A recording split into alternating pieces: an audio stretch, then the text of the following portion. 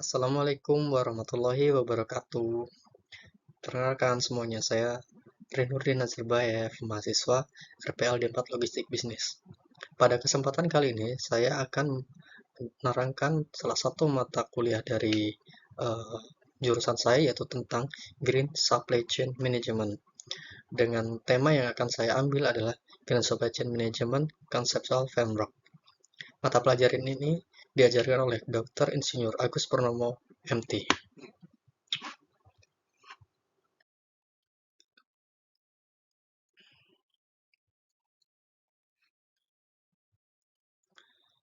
Untuk memulai pembahasan kali ini, saya akan menjelaskan tentang apa sih itu Green Supply Chain Management. Jadi, Green Supply Chain Management, GSM, is defined as the process of using environmentally friendly inputs and transforming this into output that can be reclaimed and reused at the end of their cycle, creating a sustainable supply chain. Jadi, tentang Green Supply Chain Management ini adalah Green Supply Chain didefinisikan sebagai sebuah proses untuk menggunakan bahan baku yang ramah lingkungan dan kemudian mengubahnya menjadi sebuah output. Nah, output ini adalah hasil yang bisa kita nikmati bersama. Yang pada tujuannya adalah output ini dapat diolah kembali dan digunakan kembali pada akhir siklus hidupnya untuk menciptakan rantai pasokan yang terus berkelanjutan atau sustainable supply chain. Jadi mulai dari supplier, kemudian ditransferkan ke manufacturer, kemudian transferkan ke warehouse, selanjutnya ke distributor hingga sampai ke tangan customer. Itu menjadi sebuah siklus di mana dalam kegiatan logistiknya menggunakan semua hal yang berkaitan dengan ramah lingkungan, mulai dari teknologi yang ramah lingkungan, bahan baku yang ramah lingkungan, hingga menghasilkan limbah yang diolah sehingga limbah tersebut juga ramah lingkungan.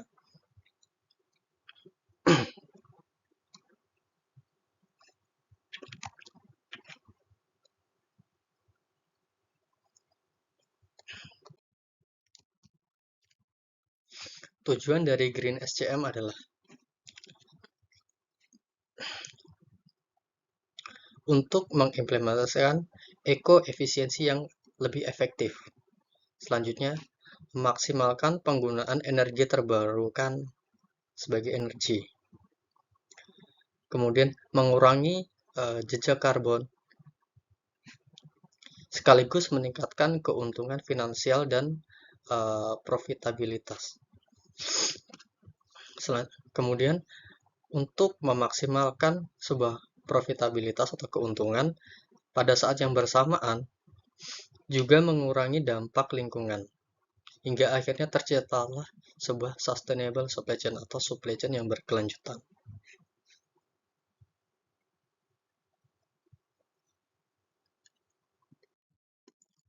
Selanjutnya adalah conceptual framework and green practice. To create green sustainable supply chain, the dimension conceptual models identify the three dimension. Jadi untuk menciptakan green sustainable supply chain, model konseptual dimensi ini diidentifikasi menjadi 3 dimensi. Yang pertama adalah strategi dimensi, yaitu sebuah strategi di mana melakukan desain terhadap Green SCM. Selanjutnya adalah inovasi dimensi. Inovasi dimensi ini melakukan perubahan-perubahan terkait untuk mengurangi dampak dari lingkungan. Product and process innovation are involved in energy saving, pollution preventing, waste recycling, green or corporate product design, and environmental management. Jadi pada dimensi inovasi ini meliputi penghematan sebuah energi, kemudian pengurangan dampak terhadap polusi, kemudian lakukan recycling terhadap limbah supaya tidak membahayakan bagi lingkungan, kemudian mendesain sebuah produk yang hijau, produk yang ramah lingkungan. Selanjutnya, melakukan manajemen terhadap lingkungan. Yang ketiga adalah operation dimension. Ini adalah implementasi dari strategi dan inovasi dimension, di mana environmental cost. Yang pertama adalah environmental cost. Environmental cost ini terkait dengan biaya yang dibutuhkan dalam memulihkan lingkungan yang terdampak dari kegiatan supply chain. Kemudian melakukan produksi dengan mempertimbangkan ramah lingkungan, kemudian melakukan proses logistik yang ramah lingkungan, kemudian melakukan proses produksi yang ramah lingkungan, kemudian melakukan pemilihan supplier yang juga memperdulikan terkait dampak pada lingkungan, dan melakukan reverse logistik.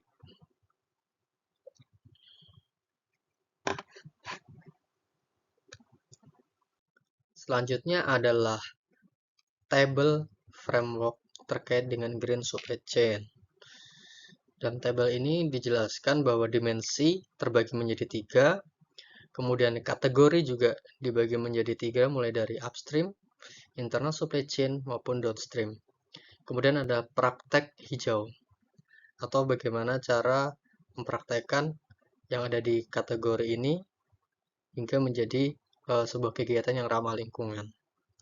Mulai dari strategi, ada environmental strategy atau green performance, kemudian supplier cooperation, kemudian customer cooperation, communication, and investment recovery. Dari dimensi inovasi atau dimensi perubahan, yang pertama ada green product, green process, eco design, organization, mulai dari supplier hingga customer, kemudian green marketing, green market, dan yang terakhir environmental technology.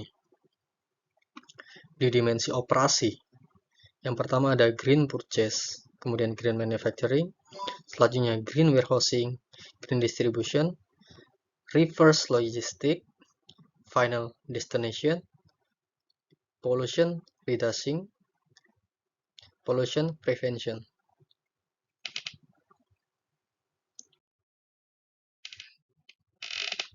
Kesimpulan, untuk mengimplementasikan manajemen program berbasis green supply chain management, masing-masing kategori dianalisis kemungkinan untuk menjadi guideline atau sebagai pembimbing untuk mengimplementasikan green practice di supply chain, praktek supply chain yang hijau, termasuk eco-efisiensi, energy management, dan hal-hal isu lain terkait bagaimana sebuah perusahaan dan layanan supply chain mengatasi dampak dari lingkungan. Mungkin sekian dari saya. Apabila ada kesalahan, saya mohon maaf. Wassalamualaikum warahmatullahi wabarakatuh. Sampai jumpa di lain waktu.